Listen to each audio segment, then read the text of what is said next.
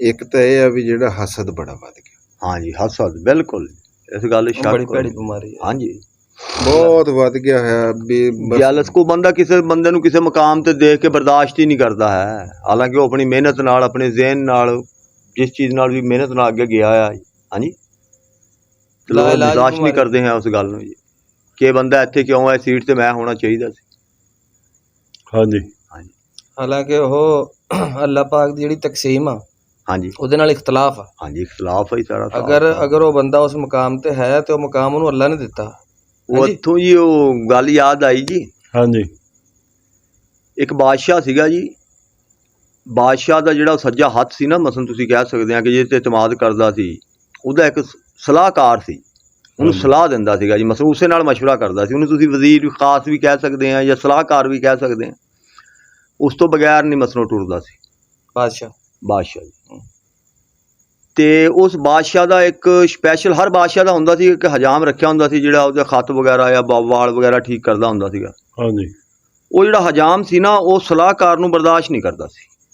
ਅੱਛਾ ਉਹਦੇ ਨਾਲ ਬੜਾ ਜੈਲਸ ਸੀ ਲੱਗਦਾ ਸੀਗਾ ਜੀ। ਉਹ ਕਹਿੰਦਾ ਸੀ ਕਿਸੇ ਤਰੀਕੇ ਨਾਲ ਇਹ ਬਾਦਸ਼ਾਹ ਦੀ ਚੋਣ ਛੱਡੇ ਨਾ ਹਾਂਜੀ ਤੇ ਫਿਰ ਮੇਰੀ ਕਹਾਣੀ ਕੋ ਸਿੱਧੀ ਹੁੰਦੀ ਆ। ਸਹੀ ਹੈ।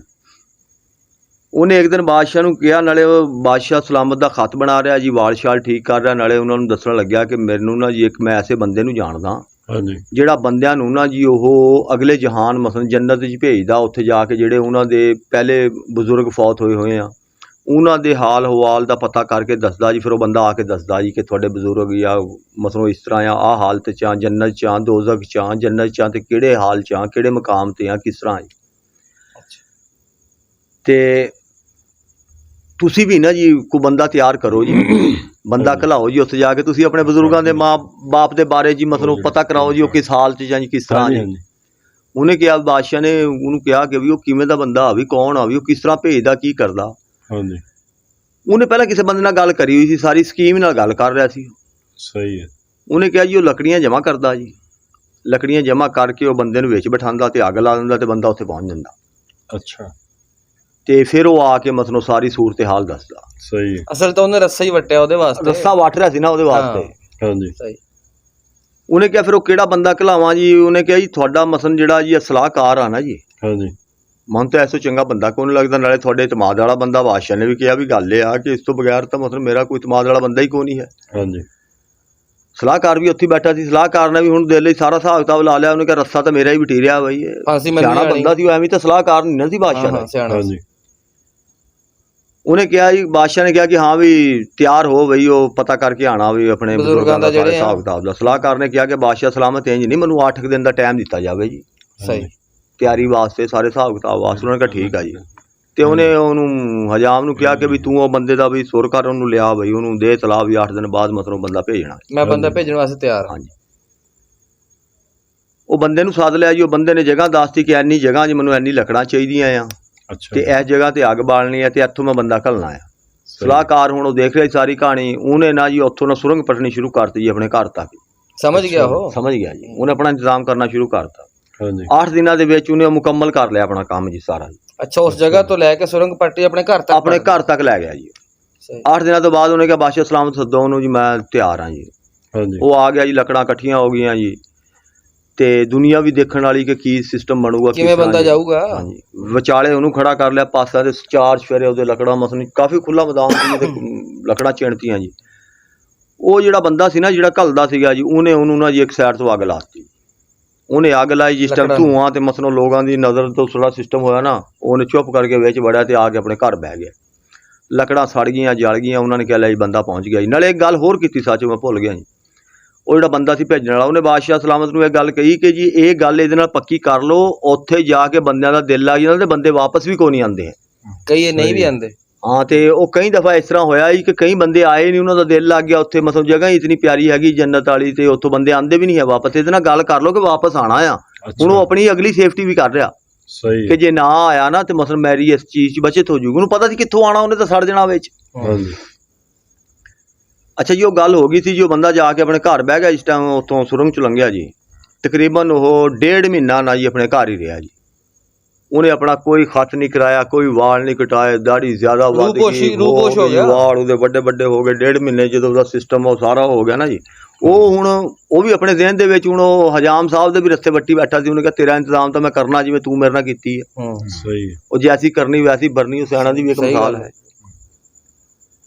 ਉਹ 1.5 ਮਹੀਨੇ ਬਾਅਦ ਨਾ ਜੀ ਆਪਣੇ ਘਰੋਂ ਨਿਕਲਿਆ ਤੇ ਬਾਦਸ਼ਾਹ ਸਲਾਮਤ ਕੋਲ ਆ ਗਿਆ। ਬਾਦਸ਼ਾਹ ਸਲਾਮਤ ਬੜਾ ਖੁਸ਼ ਹੋਇਆ ਕਿ ਵੀ ਮੇਰਾ ਸਲਾਹਕਾਰ ਆ ਗਿਆ। ਬਈ ਨਾਈ ਵੀ ਦੇਖ ਕੇ ਉਹਨੂੰ ਹੈਰਾਨ ਕਿ ਕਿੱਥੋਂ ਆ ਗਿਆ, ਉਹਦੇ ਤਾਂ ਤੋਤੇ ਉੱਡ ਕੇ ਦੇਖ ਕੇ ਉਹਨੂੰ ਸਹੀ ਸੱਚੀ ਆ ਗਿਆ, ਸੱਚੀ ਆ ਗਿਆ। ਇਹਨੇ ਤਾਂ ਵਿੱਚ ਸੜ ਸੁੜ ਉਹਨੇ ਤਾਂ ਕਿਹਾ ਸੜ ਗਿਆ ਹੋਣਾ, ਮਰ ਗਿਆ ਹੋਣਾ।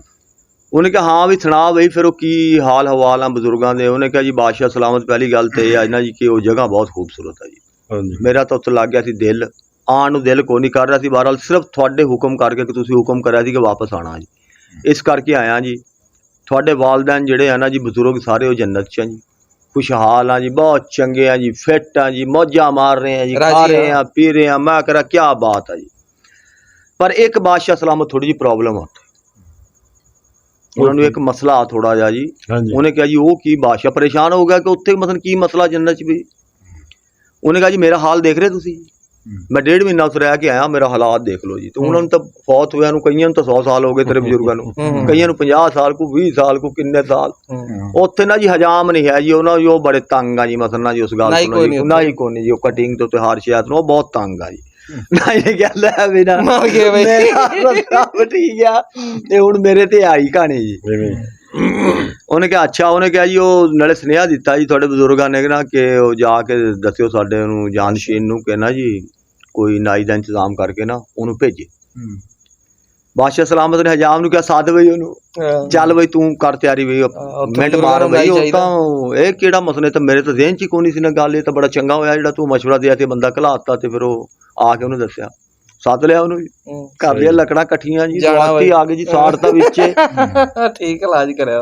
ਹਾਂਜੀ ਉਹ ਹਸਤ ਤੋਂ ਗੱਲ ਯਾਦ ਆਈ ਕਿ ਦੇਖੋ ਨਾ ਜੀ ਉਹ ਬਿਲਾ ਵਜ੍ਹਾ ਉਹਦੇ ਵਾਸਤੇ ਵੱਟਿਆ ਜੀ। ਹਾਂਜੀ ਹਾਂਜੀ ਤੇ ਉਸ ਰਸਤੇ 'ਚ ਫਸ ਆਪ ਗਿਆ, ਗਲ ਉਹਦੇ ਪੈ ਗਿਆ। ਉਹ ਸਿਆਣੇ ਕਹਿੰਦੇ ਆ ਕਿਸੇ ਵਾਸਤੇ ਟੋਆ ਖੱਟੋ ਨਾ, ਹਾਂਜੀ ਆਪ ਬੰਦਾ ਤੇ ਉਹ ਬੰਦਾ ਆਪ ਹੀ ਡਿੱਗਦਾ ਉਹਦੇ ਵਿੱਚ। ਬਿਲਕੁਲ ਸਹੀ ਇਹ ਬਹੁਤ ਬੁਰੀ ਬਿਮਾਰੀ ਜੀ। ਹਾਂਜੀ ਬੁਰੀ ਲਾ ਇਲਾਜ ਬਿਮਾਰੀ ਹੈ ਜੀ ਇਹ। ਜਿਹਨਾਂ ਬੰਦੇ ਕਈ ਬੰਦੇ ਐਵੇਂ ਰਾਹ ਜਾਂਦੀ ਇਸ ਬਿਮਾਰੀ ਦਾ ਸ਼ਿਕਾਰ, ਰਾਹ ਜਾਂਦੇ ਜੀ, ਕੋਈ ਫਾਇਦਾ ਨਾ ਨਹੀਂ, ਕਿਸੇ ਨਾਲ ਲੈਣਾ ਨਾ ਦੇਣਾ, ਨਾ ਉਸ ਨਾਲ ਲੈਣ ਨਾ ਦੇਣ, ਬਸ ਐਵੇਂ ਰਾਹ ਜਾਂਦੇ ਦਾ ਵੈਰ ਜੀ। ਹਾਂਜੀ ਬਸ ਇਸ ਅੱਗ ਦੇ ਵਿੱਚ ਨਾ ਬੰਦੇ ਐਵੇਂ ਸੜਦੇ। ਖੁਦ ਆਪਣਾ ਹੀ ਨੁਕਸਾਨ। ਬਾਕੀ ਇਹ ਗੱਲਾਂ ਬਣੀਆਂ ਹੋਈਆਂ ਇੱਕ ਦੂਜੇ ਨੂੰ ਸਮਝਾਉਣ ਵਾਸਤੇ ਜੀ, ਹਾਂਜੀ ਔਰ ਹਕੀਕਤ ਤੇ ਮਬਨੀ ਤਾਂ ਨਹੀਂ ਹੈ ਇਹ।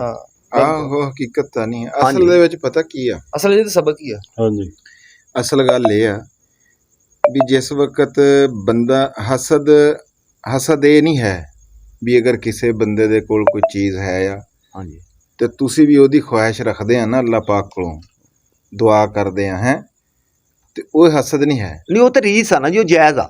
ਹਸਦ ਇਹ ਹੈਗਾ ਆ ਵੀ ਬੰਦਾ ਕਹੇ ਵੀ ਇਹ ਮੇਰੇ ਕੋਲ ਤਾਂ ਭਾਵੇਂ ਹੋਵੇ ਨਾ ਹੋਵੇ, ਇਹਦੇ ਕੋਲ ਨਹੀਂ ਹੋਣੀ ਚਾਹੀਦੀ, ਇਹਦੇ ਕੋਲ ਨਹੀਂ ਹੋਣੀ ਚਾਹੀਦੀ, ਹਸਦ, ਇਹ ਹਸਦ ਆ। ਹਾਂਜੀ ਤੇ ਅਸਲ ਦੇ ਵਿੱਚ ਨਾ ਇਹਦਾ ਆਖਰੀ ਜਿਹੜਾ ਰਿਜ਼ਲਟ ਮੈਂ ਕੱਢਿਆ ਨਾ ਉਹ ਹੈਗਾ ਵੀ ਉਹ ਸਿਆਣਿਆਂ ਦੀ ਇੱਕ ਗੱਲ ਆ ਵੀ ਹਾਂਡੀ ਜਦੋਂ ਗਰਮ ਹੁੰਦੀ ਆ ਨਾ ਕੰਡੇ ਆਪਣੀ ਸਾੜਦੀ ਆ। ਹਾਂ ਆਪਣੇ ਸਾਹ ਠੀਕ ਆ, ਨੁਕਸਾਨ ਬੰਦੇ ਨੇ ਆਪਣਾ ਹੀ ਕਰਨਾ, ਆਪਣਾ ਹੀ ਕਰਨਾ ਹੁੰਦਾ, ਕਿਸੇ ਹੋਰ ਦਾ ਨੁਕਸਾਨ ਨਹੀਂ ਕਰਨਾ। ਇਹ ਸਾਰਾ ਕੁਝ ਕਰਕੇ ਨੁਕਸਾਨ ਉਹਨੇ ਆਪਣਾ ਹੀ ਕਰਨਾ। ਬੰਦੇ ਨੂੰ ਵਕਤੀ ਤੌਰ ਤੇ ਤਾਂ ਇੰਜ ਲੱਗ ਰਿਹਾ ਹੁੰਦਾ, ਹਾਂਜੀ ਲੇਕਿਨ ਜਿਸ ਤਰ੍ਹਾਂ ਭੁੱਟੋ ਨੇ ਗੱਲ ਸੁਣਾਈ ਹੈ ਨਾ ਆਖਰ ਦੇ ਉੱਤੇ ਦਲਿਆ ਉਹਦੇ ਚ ਬੰਦਾ ਖੁਦ ਜਾਂਦਾ ਆ। ਹਾਂਜੀ ਤੇ ਦੂਸਰਾ ਇਹ ਆ ਵੀ ਗੱਲ ਇਹ ਆ ਵੀ ਜਿਸ ਤਰ੍ਹਾਂ ਮੈਂ ਨਾ ਯਾਰ ਇੱਕ ਗੱਲ ਕਰਨਾ ਚਾਹੁੰਦਾ ਅੱਜ ਤੁਹਾਡੇ ਨਾਲ।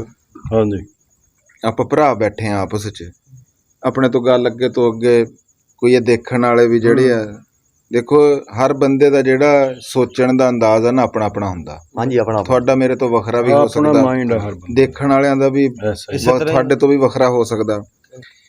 ਇੱਕ ਜਿਹੜਾ ਅਸੀਂ ਬਿਲਾ ਵਜ੍ਹਾ ਕਿਸੇ ਬੰਦੇ ਨੂੰ ਜਿਹੜੀ ਅਸੀਂ ਟੈਨਸ਼ਨ ਦਿੰਦੇ ਆ ਨਾ, ਉਹ ਪਤਾ ਕੀ ਹੈ, ਇੱਕ ਵੀ ਫਰਜ਼ ਕਰੋ ਕਿਸੇ ਦਾ ਧੀ ਪੁੱਤਰ ਦੀ ਜਿਹੜੀ ਹੈ ਨਾ ਉਹ ਵਿਆਹ ਹੋਣ ਵਾਲਾ ਫਰਜ਼ ਕਰੋ ਰਹਿੰਦਾ, ਸ਼ਾਦੀ ਹੋਣ ਵਾਲੀ ਰਹਿੰਦੀ,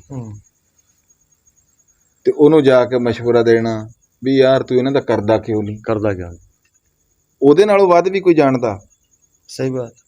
ਜਿਹੜੇ ਬੰਦੇ ਦੀ ਬੱਚੀ ਆ, ਬੱਚਾ ਘਰ 'ਚ ਬੈਠਾ, ਹਾਂਜੀ ਉਹਦੇ ਨਾਲੋਂ ਵੱਧ ਕੋਈ ਬੰਦਾ ਜਾਣਦਾ ਨਹੀਂ ਜਾਣਦਾ ਜੀ, ਉਹਨੂੰ ਪਤਾ ਹੁੰਦਾ ਜੀ ਸਾਰੀ ਕਹਾਣੀ ਦਾ ਜੀ, ਉਹਨੂੰ ਆਪਣੀ ਉਹਨੂੰ ਜਾ ਕੇ ਇਹ ਬਲਕਿ ਟੀਜ਼ ਹੀ ਕਰਨਾ, ਉਹਨੂੰ ਤਕਲੀਫ ਪਹੁੰਚਾਣੀ ਹੈ ਇਸ ਗੱਲ ਦੇ ਵਿੱਚ, ਇਹ ਜਾ ਕੇ ਉਹਨੂੰ ਕਹਿਣਾ ਜਾਂ ਤਾਂ ਇੰਜ ਕਿਹਾ ਵੀ ਤੂੰ ਬਈ ਚੱਲ ਮੈਂ ਤੇਰੇ ਨਾਲ ਆ ਤੇ ਚੱਲ ਬਈ। ਹਾਂ ਬਈ ਤੈਨੂੰ ਕਿਤੇ ਚੀਜ਼ ਦੀ ਜ਼ਰੂਰਤ ਆ ਮਨ ਦੱਸ ਔਰ ਜਾਣ ਦਾ ਤਾਂ ਸਾਰੇ ਦੱਸਦੇ ਆ, ਟਿਕਟ ਕੋਈ ਨਹੀਂ ਲੈ ਕੇ ਟਿਕਟ ਕੋਈ ਦਿੰਦਾ, ਨਹੀਂ ਦਿੰਦਾ। ਟਿਕਟ ਨਹੀਂ ਲੈ ਕੇ ਦਿੰਦਾ ਕੋਈ। ਹਾਂਜੀ ਇਸ ਤਰ੍ਹਾਂ ਹੀ ਆ ਫਰਕੁਰਾ ਜਿਹੜੇ ਅੱਜ ਕੱਲ ਦੇ ਹਾਲਾਤ ਜਾ ਰਹੇ ਆ, ਕਿਸੇ ਬੰਦੇ ਦੀ ਜਿਹੜੀ ਆ ਭੋਏ ਆ ਜ਼ਮੀਨ ਵਿਹਲੀ ਪਈ ਆ, ਹਾਂਜੀ ਪਤਾ ਨਹੀਂ ਉਹਨੂੰ ਕੀ ਮਜਬੂਰੀਆਂ, ਐਸਾ ਹੀ ਸਹੀ 100 ਮਜਬੂਰੀਆਂ, ਉਹਨੂੰ ਪੈਸਾ ਨਹੀਂ ਹੈ ਉਹਦੇ ਕੋਲ, ਹਾਂ, ਉਹ ਕੁਛ ਪਤਾ ਹੋਰ ਨਹੀਂ ਕਿਸ ਉਜ਼ਰ ਤਰ੍ਹਾਂ ਗੁਜ਼ਾਰਾ ਕਰ ਤੈਨੂੰ ਰਿਹਾ, ਕੱਢਦਾ ਕਿਉਂ ਨਹੀਂ?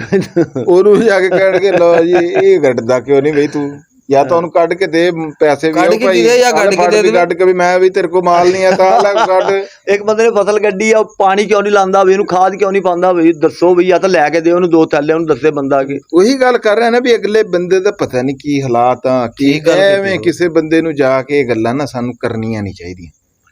ਇਸ ਗੱਲ ਦੀ ਬੜੀ ਇਹਤਿਆਤ ਕਰਨੀ ਚਾਹੀਦੀ ਹੈ। ਬੰਦੇ ਦੀ ਦਿਲਆਜ਼ਾਰੀ ਹੁੰਦੀ, ਬੜੀ ਦਿਲਆਜ਼ਾਰੀ ਬੰਦੇ ਹੁੰਦੀ ਦੀ ਹੈ। ਦਿਲਆਜ਼ਾਰੀ ਹੁੰਦੀ।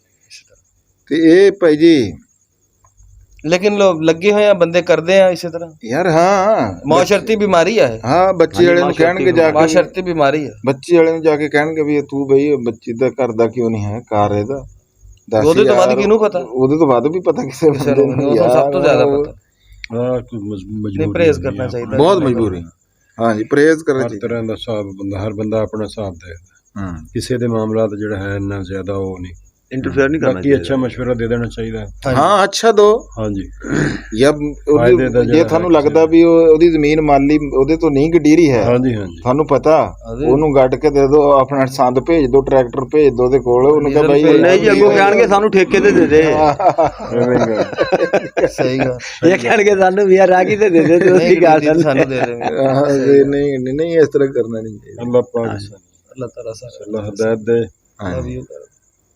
ਹਸਦ ਬੁਗਜ਼ ਕੀਨਾ ਮੁਨਾਫਕਤ ਜਿਹੜਾ ਨਾ ਜੀ, ਇਹ ਇਨਸਾਨ ਤੇ ਹੀ ਭਾਰੀ ਆ, ਜਿਹੜਾ ਝੂਠ ਅਸੀਂ ਮਾਰਦੇ ਆ ਇਹ ਵੀ ਸਾਡੇ ਤੇ ਹੀ ਭਾਰੀ ਹੈ। ਗੱਲ ਸਮਝ ਆ ਗਈ? ਇਹਦਾ ਦੂਸਰੇ ਨੂੰ ਕੋਈ ਇਫੈਕਟ ਨਹੀਂ ਹੁੰਦਾ ਹੈ, ਨੁਕਸਾਨ ਸਾਰੇ ਜਿਹੜੇ ਹੈ ਸਾਨੂੰ ਹੀ ਹੁੰਦੇ ਆ, ਕਿਉਂਕਿ ਇਹਦੇ ਅੰਦਰ ਉਹ ਚੀਜ਼ਾਂ ਨਹੀਂ ਨਾ ਹੋਣੀਆਂ ਚਾਹੀਦੀਆਂ ਜਿਹੜੀਆਂ ਕਿ ਅਸੀਂ ਅਪਣਾਈ ਫਿਰਦੇ।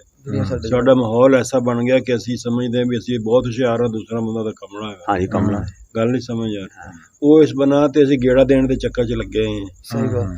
ਤੇ ਬਾਕੀ ਸਾਨੂੰ ਜਿਹੜਾ ਹੈ ਬਸ ਅੱਲਾਹ ਹਦਾਇਤ ਦੇਵੇ, ਇਹ ਚੀਜ਼ਾਂ ਸਾਡੇ 'ਚ ਨਹੀਂ ਹੋਣੀ ਚਾਹੀਦੀਆਂ। ਨਹੀਂ ਹੋਣੀ ਚਾਹੀਦੀ। ਉਹ ਨਮਾਜ਼ ਜਿਹੜੀ ਹੈ ਨਾ ਜੀ, ਮਾਸ਼ਾਅੱਲਾ ਸਜਦਾ ਜਿਹੜਾ ਹੈ ਉਹ ਅੱਲਾਹ ਪਾਕ ਆਸਾਨੀਆਂ ਕਰੇ। ਜਿਹੜਾ ਸਜਦਾ ਨਾ ਤੇ ਲਿਬਾਸ ਦੀ ਸਫਾਈ, ਹਾਂ ਅਸੀਂ ਇਹ ਪੂਰਾ ਖਿਆਲ ਕਰਦੇ ਹਾਂ। ਜੁਮੇ ਵਾਲੇ ਦਿਨ ਹਾਂ, ਮਾਸ਼ਾਅੱਲਾ ਹਾਂ। ਖੁਸ਼ਬੂ ਲਗਾਉਂਦੇ ਹਾਂ ਹਾਂ ਔਰ ਅੱਛਾ ਲਿਬਾਸ ਪਹਿਨਦੇ ਹਾਂ। ਇਹ ਇਹਨੇ ਤਾਂ ਸਾਨੂੰ ਜਿਹੜਾ ਨਾ ਜੀ ਆਪਣੇ ਦਿਲ ਨੂੰ ਵੀ ਸਾਫ਼ ਰੱਖਣਾ ਸਾਫ਼ ਚਾਹੀਦਾ। ਰੱਖਣਾ। ਕਿਆ ਦਿਲ ਦੀ ਸਫਾਈ ਬਹੁਤ ਜ਼ਰੂਰੀ ਹੈ ਬਿਲਕੁਲ। ਇਹਨਾਂ ਚੀਜ਼ਾਂ ਦੇ ਨਾਲ। ਕਿਉਂਕਿ ਸਭ ਇਨਸਾਨ ਬਰਾਬਰ ਆ ਜੀ। ਹਾਂਜੀ ਇਨਸਾਨ ਸਭ ਬਰਾबर है, और इंसान की कदर करनी डॉक्टर चाहिए। अल्लामा इकबाल साहब ने नहीं फरमाया कि एक ही सब में खड़े हो गए महमूद हो याद, ना कोई बंदा रहा ना कोई बंदा नवाज। क्या बात, हाँ जी इंसान की कदर करनी चाहिए बजाय कि ਉਹਦੇ ਮਾਲ ਨਾਲ ਦੇਖੀਏ। ਉਹਦੇ ਮਾਲ ਦੀ ਇਨਸਾਨ ਦੀ ਕਦਰ। इंसान की कदर, इंसान की कदर किसी को इंसान- माल थोड़ा किसी को ज्यादा, हाँ जी, ਉਹਦਾ किसी को माल ना ज्यादा। देखो, नहीं जी, माल नहीं, कम इंसान देखो ना को ज्यादा देखना देखो। ਇਨਸਾਨ ਦੀ ਸਭ ਇੱਜ਼ਤ ਤੋਂ ਕਰੋ। ਪਹਿਲਾਂ ਕਾਬਲੇ ਕਦਰ ਇਸ ਹਾਂਜੀ, ਵਾਸਤੇ ਹੀ ਆ। ਇਨਸਾਨ ਦੀ ਇੱਜ਼ਤ ਸਭ ਤੋਂ ਪਹਿਲਾਂ ਇਸ ਵਾਸਤੇ ਕਰਨੀ ਚਾਹੀਦੀ ਕੋਈ ਇੱਕ ਇਨਸਾਨ। ਬੇਸ਼ੱਕ ਉਸ ਤੋਂ ਬਾਅਦ ਪਹਿਲਾਂ ਉਹ ਇਨਸਾਨ ਆ, ਬਾਕੀ ਬਾਅਦ ਵਿੱਚ ਗੱਲਾਂ ਤਾਂ ਉਹ ਜਿਹੜੀਆਂ ਹੈਗੀਆਂ ਡਾਕਟਰ ਆ, ਇੰਜੀਨੀਅਰ ਜੋ ਆ, ਵੀ ਉਹ ਹੈ। ਕਾਮਯਾਬ ਆ, ਉਹ ਨਾਕਾਮ ਆ, ਉਹ ਉਹਦੀ ਬਾਅਦ ਦੀ ਗੱਲ ਆ। ਬਾਕੀ ਇੱਜ਼ਤ ਦੇ ਹਿਸਾਬ ਨਾਲ ਇੱਜ਼ਤ ਵੀ ਕਰਨੀ ਚਾਹੀਦੀ ਸਾਨੂੰ। ਸਿਆਣੇ ਕਹਿੰਦੇ ਹੁੰਦੇ ਸੀ ਕਿ ਕਿਸੇ ਦੀ ਖੂਬਸੂਰਤੀ ਨਾ ਦੇਖੋ,